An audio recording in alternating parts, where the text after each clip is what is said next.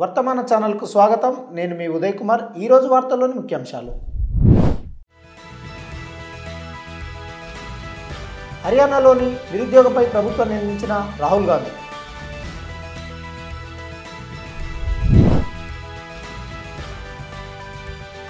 Supreme court వారించిన అస్సాంలో 250 ఇళ్లు బుల్డోజర్కు బలి.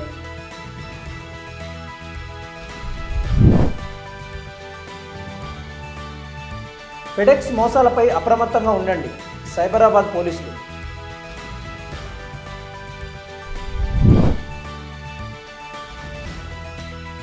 జైనూర్లో ఆదివాసులను పావులుగా వాడుకుంటున్న బీజేపీ, ఆర్ఎస్ఎస్.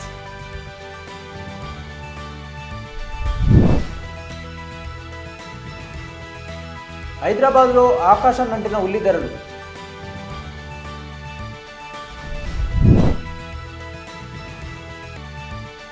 తెలంగాణ మంత్రి పొంగులేటి శ్రీనివాసరెడ్డి ఆస్తులపై ఈడీ దాడులు.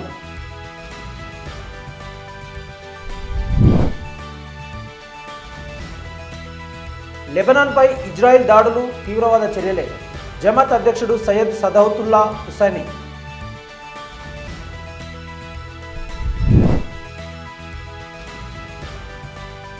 ఉత్తరప్రదేశ్లో పాఠశాల శ్రేణిని కోరుతూ 11 ఏళ్ల బాలుడిని బలికి ఇచ్చిన యాజమాన్యం. హర్యానాలో నిరుద్యోగానికి ప్రస్తుత ప్రభుత్వమే కారణమని కాంగ్రెస్ అగ్రనేత రాహుల్ గాంధీ ఆరోపించారు. నిన్న జరిగిన ఎన్నికల ర్యాలీలో మాట్లాడుతూ ప్రభుత్వ ఉదాసీనత కారణంగా యువత ఉపాధి అవకాశాలు తగ్గిపోయాయని రాహుల్ అన్నారు. సొంత రాష్ట్రంలో ఉద్యోగాలు చాలామంది యువత అమెరికా వంటి దేశాలకు వలస వెళ్లారని, పోతూ తమ కుటుంబాలను ఇక్కడే వదిలి వెళ్లారని రాహుల్ గాంధీ అన్నారు. మరో వంక తండ్రుల కోసం పిల్లలు అల్లాడుతున్నారని, నాన్న కావాలి అంటూ మారం చేస్తున్నారని రాహుల్ గాంధీ అన్నారు. అదే సమయంలో దేవ్ అనే బాలుడి హృదయ విదారక గాథను రాహుల్ సభికులతో పంచుకున్నారు. దేవ్ రోదన ప్రధాని మోదీ హృదయానికి చేరకపోగా అది ఆయనపై తీవ్ర ప్రభావం చూపిందని గాంధీ పేర్కొన్నారు. ఈ ఏడుపులను ఆపడం, ఈ కన్నీళ్లు తొడవడం, రాష్ట్రంలోని హర్యానా యువతకు సరైన అవకాశాలు కల్పించడం ద్వారా వారి కుటుంబాలతో సంతోషకరమైన జీవితాన్ని అందించడం కాంగ్రెస్ పార్టీ విధి అని రాహుల్ అన్నారు. హర్యానా ప్రజల అవసరాలు తీర్చడంలో మోదీ ప్రభుత్వం విఫలమైందని రాహుల్ విమర్శించారు. ఎన్నికల ప్రచారం పూర్తయ్యాక ఇంటికెళ్ళి దేవ్ కోసం కొన్ని బొమ్మలు పంపాలని ఆలోచిస్తున్నానని రాహుల్ అన్నారు. అయితే ఆ ఆట బొమ్మలతో అతను ఏం చేసుకుంటాడు? అతను తన తండ్రిని కోరుకుంటున్నాడు. ఇది హర్యానా పరిస్థితి. మేము దీనిని మార్చాలనుకుంటున్నామని రాహుల్ అన్నారు. కుటుంబాలు భయం, దుఃఖం లేకుండా జీవించగలిగేలా హర్యానాలోని మార్పు రావాలని ఆశిస్తున్నానని రాహుల్ గాంధీ అన్నారు. పిల్లల తండ్రి, తల్లి అందరూ ఒకే చోటు జీవనోపాధి పొందుతూ కలిపి ఉంచాలనేదే మా తాపత్రయమని రాహుల్ అన్నారు. దీనిని సాధించడానికి తమ హర్నిశలు కృషి చేస్తామని రాహుల్ గాంధీ ఓటర్లకు అభయం ఇచ్చారు. మొదటి దశలో మహిళలకు నెలకు 2,500కే గ్యాస్ సిలిండర్ అందజేస్తామని, రెండో దశలో యువత కోసం ప్రభుత్వంలో ఖాళీగా ఉన్న 2 లక్షల ఉద్యోగాలు భర్తీ చేస్తామని రాహుల్ హామీ ఇచ్చారు. రైతులకు కనీస మద్దతు ధర ఇస్తామని, నష్టపోయిన వారికి వెంటనే బీమా సొమ్ము అందజేస్తామని హామీ ఇచ్చారు. పేదలకు ఇళ్లలో 100 గజాల ప్లాట్తో పాటు 1.5 లక్షల డబుల్ బెడ్రూమ్ ఇళ్లకు 3 లక్షల సాయం చేస్తామని, 300 యూనిట్ల ఉచిత విద్యుత్తును అందజేస్తామని రాహుల్ హామీ ఇచ్చారు. కాగా హర్యానాలో 90 మంది సభ్యులు రాష్ట్ర శాసనసభకు అక్టోబర్ 5న ఎన్నికలు, అక్టోబర్ 8న కౌంటింగ్ జరగనుంది. అస్సాంలో ఇళ్లను మళ్లీ అక్రమంగా బుల్డోజర్ చేయడం ప్రారంభించారు. కమ్రూప్ మెట్రోపాలిటన్ జిల్లాలో అధికారులు గత 2 రోజుల్లో 250 ఇళ్లను బుల్డోజర్ చేశారు. కమ్రూప్ మెట్రోపాలిటన్ జిల్లాలోని కచ్తాలి 1 గ్రామంలో ఈ కూల్చివేతలు జరిగాయి.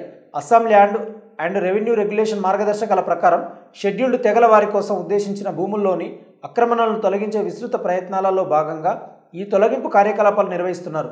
జిల్లా పరిపాలనా అధికారులు సెప్టెంబర్ 9న దాదాపు 240 ఇళ్లను బుల్డోజర్లో ధ్వంసం చేశారు. వారిలో ఎక్కువ మంది మోరిగావ్ జిల్లాకు చెందిన బెంగాలీ ముస్లింలకు చెందిన వారు. నివాసితులు అనేక దశాబ్దాలుగా లోతట్టు ప్రాంతంలో తమ ఇళ్లను నిర్మించుకొని జీవిస్తున్నారు. 3 రోజుల తర్వాత సెప్టెంబర్ 12న అధికారులు తిరిగి వచ్చి 2 గంటల్లో భూమిని ఖాళీ చేయాలని అల్టిమేటం ఇచ్చారు. దీంతో నివాసితులు, అధికారుల మధ్య హింసాత్మక ఘర్షణకు దారితీసింది. ఈ సమయంలో 2 వ్యక్తులు పోలీసుల కాల్పుల్లో మరణించారు. ఈ ఘర్షణలో 22 మంది ప్రభుత్వ పోలీసు అధికారులతో సహా 33 మంది గాయపడ్డారు. బుధవారం కూల్చివేసిన ఇళ్లలో ఒకటి 19 ఏళ్ల హైదర్ అలీకి చెందినదని, సెప్టెంబర్ 12న కాల్పుల్లో మరణించిన ఇద్దరిలో ఇతను కూడా ఉన్నాడని అతని అన్న హకీముద్దీన్ మీడియాకు తెలిపారు. కోర్టుల్లో స్టే ఆర్డర్ అధికారులు ఇళ్లను కూల్చివేయడం కొనసాగించారు. ఉద్రిక్తలు ఎక్కువగా ఉన్నందున స్థానిక సంఘం నేతలు, రాజకీయ నాయకులు వారి చట్టపరమైన హక్కులను ఉల్లంఘించి నివాసితులను ఖాళీ చేయడాన్ని ఖండించారు. తొలగింపు డ్రైవ్ల వెనుక ఉద్దేశాలను ప్రశ్నించారు. కస్టమ్స్ అండ్ ఎన్ఫోర్స్మెంట్ అధికారులుగా నటిస్తూ బాధితులను భయపెట్టి సైబర్ మోసాలకు పాల్పడుతున్న నేపథ్యంలో ప్రజలు అప్రమత్తంగా ఉండాలని సైబరాబాద్ పోలీసులు హెచ్చరించారు. మీ పేరుపై ఫీడీఎక్స్ కొరియర్ వచ్చిందని బాధితులకు ఫోన్ చేసి డబ్బులు వసూలు చేస్తున్నారని పోలీసులు తెలిపారు.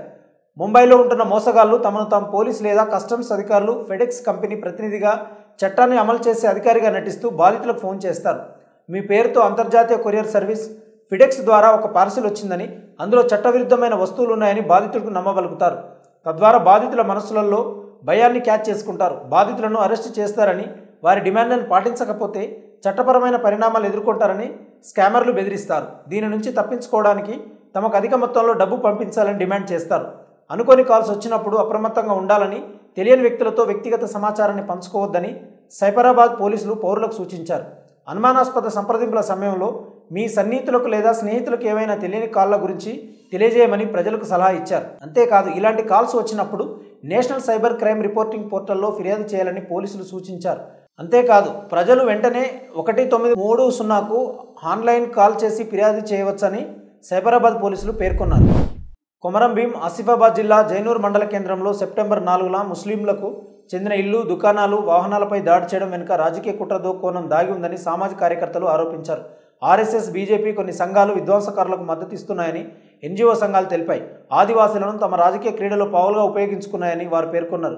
జైనూర్లో ముస్లింలపై హింసకు దారితీసిన పరిస్థితిని నియంత్రించడంలో విఫలమైన పోలీసు అధికారులు డీఎస్పీని తొలగించాలని సామాజిక కార్యకర్తలు డిమాండ్ చేశారు. హింసాకాండ విధ్వంసాల కారణంగా ముస్లిం వ్యాపారులు, కుటుంబాలకు జరిగిన నష్టానికి పరిహారం చెల్లించాలని ఉద్యమకారులు తెలంగాణ ప్రభుత్వాన్ని డిమాండ్ చేశారు.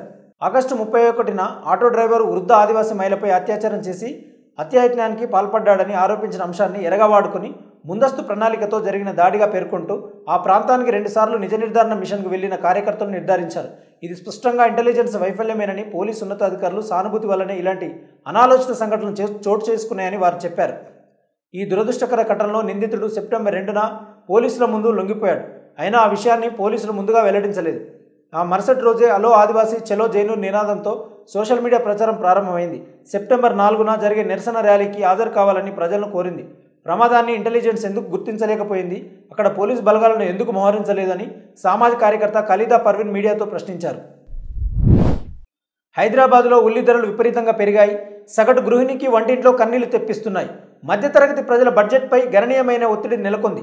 నెల రోజుల క్రితమే కిలో రమ 25 నుంచి 30 పలకగా ప్రస్తుతం కిలో 70కి చేరింది. ఈ ఆకస్మిక పెరుగుదల వినియోగదారులలో ఆందోళన పెంచింది. అనేక మంది కొనుగోలుదారులు ఉల్లిని కొనేందుకు పునరాలోచించాల్సి వస్తుంది. తెలంగాణ రైతు బజార్ల ధరల పట్టిక ప్రకారం ప్రస్తుతం కిలో ఉల్లి 50 నుంచి 60 వరకు పలుకుతుంది. అయితే స్థానిక దుకాణాలు కిలోకు 70కి పైగా వసూలు చేస్తున్నాయి. చాలా గృహాలకు ఉల్లిపాయలు ఖరీదైన వస్తువుగా మారాయి. హైదరాబాదీలు తమ ఖర్చును తగ్గించుకోవడానికి ఉల్లిపాయల కొనుగోలును తగ్గించుకుంటున్నారు. ధరల పెరుగుదల ఫలితంగా అమ్మకాలు గణనీయంగా తగ్గాయి. హైదరాబాద్లో ఉల్లి ధరలు పెరగడానికి తెలంగాణ, ఇతర పొరుగు రాష్ట్రాలలో భారీ వర్షాల కారణంగా, పంట నష్టం కారణంగా సరఫరా, డిమాండ్ అసమతుల్యత ఉల్లి ధరల పెరుగుదల కారణమని చెప్పవచ్చు. అడపాదడపా కురుస్తున్న వర్షాలకు ఉల్లి పంటలు గణనీయంగా నష్టపోయాయి. ఫలితంగా నగరంలో సరఫరా కొరత ఏర్పడింది. మలక్పేట, బోయిన్పల్లి, మూసాపేట, గుడిమల్కాపూర్తో సహా హైదరాబాద్లోని ప్రధాన మార్కెట్లకు ఉల్లి రాక గణనీయంగా తగ్గడం పరిస్థితిని మరింత తీవ్రతరం చేసింది. ఉల్లి ధరల పెరుగుదల కారణంగా హైదరాబాద్లోని రెస్టారెంట్ల బడ్జెట్ రెట్టింపు అవుతుంది. పెరుగుతున్న ధరల కారణంగా వంటల్లో ఉల్లిని చేర్చుకోవడం కష్టతరంగా మారుతుంది. ఉల్లి ధరలు అకస్మాత్తుగా పెరగడంతో రెస్టారెంట్ గోడపై ఉల్లిపాయలు లేవు అని నోటీసును కూడా ప్రదర్శించాల్సి వస్తుందని హోటల్ యజమానులు చెబుతున్నారు. రానున్న రోజుల్లో మరిన్ని భారీ వర్షాలు కురుస్తాయని భారత వాతావరణ శాఖ ఐఎండీ హైదరాబాద్ అంచనా వేస్తున్న నేపథ్యంలో ఉల్లి ధరలు ఇంకా ఎంతవరకు పెరుగుతాయో అనిశ్చితి నెలకొంది. హైదరాబాద్లోని తెలంగాణ దేవాదాయ శాఖ మంత్రి పొంగులేటి శ్రీనివాసరెడ్డి నివాసం, కార్యాలయాలలో ఎన్ఫోర్స్ డైరెక్టర్ అధికారులు విస్తృత సోదాలు నిర్వహించారు. మంత్రి ఆర్థిక అవకతవకలపై కొనసాగుతున్న దర్యాప్తులో భాగంగా 16 బృందాలు హైదరాబాద్, ఖమ్మం సహా పలు ప్రాంతాల్లో ఏకకాలంలో దాడులు నిర్వహించాయి. సెంట్రల్ రిజర్వ్ పోలీస్ ఫోర్స్ సిబ్బంది రక్షణలో ఈడీ బృందాల దాడులు ప్రారంభమయ్యాయి. ఈ సోదాలు పొంగులేటి నివాసానికి మాత్రమే పరిమితం కాకుండా ఖమ్మం, హైదరాబాద్లోని నందగిరి హిల్స్లోని ఆస్తులతో సహా మిగతా ప్రాంతాల్లోని దాడులు విస్తరించినట్లు నివేదికలు సూచిస్తున్నాయి. అయితే పొంగులేటి ఈడీ దాడులను ఎదుర్కోవడం ఇది మొదటిసారి కాదు. తెలంగాణలోని అసెంబ్లీ ఎన్నికలకు ముందు 2023 నవంబర్లో ఆయన నివాసాల్లో ఇలాంటి సోదాలు జరిగాయి. ఈ దాడులను పొంగులేటి శ్రీనివాసరెడ్డి బహిరంగంగా ఖండించారు. అవి రాజకీయంగా ప్రేరేపితమని, పాలేరు నియోజకవర్గానికి తన నామినేషన్ పత్రాలను దాఖలు చేయడానికి కొద్ది రోజుల ముందు తన అభ్యర్థిత్వాన్ని అనగదొక్కే లక్ష్యంతో ఉన్నాయని ఆరోపించారు. లెబనాన్పై ఇజ్రాయెల్ ఇటీవల దాడుల్ని జమాతే ఇస్లామీ హిందూ అధ్యక్షుడు సయ్యద్ సహదుతుల్లా హుస్సేని తీవ్రంగా ఖండించారు. ఈ దాడులను కఠోరమైన ఉగ్రవాద చర్యలుగా అభివర్ణించారు. అంతర్జాతీయ మానవతా చట్టాలను ఇజ్రాయెల్ తీవ్రంగా ఉల్లంఘించిందని ఆయన అన్నారు. ఈ క్రూరమైన దాడుల ఫలితంగా ఒక్క రోజులో 35 మంది పిల్లలతో సహా 500 మందికి పైగా వ్యక్తులు మరణించారు. 1645 మంది గాయపడ్డారు. 10,000 మంది అమాయక పౌరులు నిరసనలయ్యారు. ఇది అతిపెద్ద మానవతా సంక్షోభానికి దారితీసింది. ఈ సందర్భంగా ఫేజర్ దాడులు, వాకీ-టాకీ సెట్లను పేల్చేయడాన్ని ఆయన ప్రస్తావించారు. CNN నివేదించినట్లుగా ఇజ్రాయెల్ ఇంటెలిజెన్స్ సైనిక దళాలతో కూడిన సమన్వయ ఆపరేషన్లో భాగంగా దాడులు చేపట్టారని జమాత్ అధ్యక్షులు అన్నారు. బెల్జియన్ ఉప ప్రధానమంత్రితో సహా వివిధ పరిశీలకులు పేర్కొన్నట్లుగా ఇవి ఉగ్రవాద దాడులేనని ఆయన అన్నారు.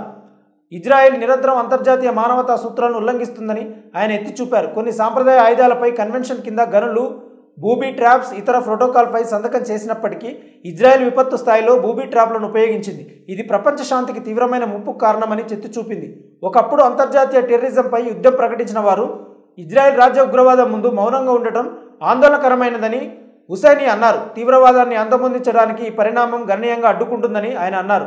ఇజ్రాయెల్ దూకుడు చర్యలు గాజాలో సంఘర్షణను మరింత పెంచగలవని, ఆ ప్రాంతంలో దీర్ఘకాలిక శాంతికి విఘాతం కలిగిస్తుందని ఆయన హెచ్చరించారు.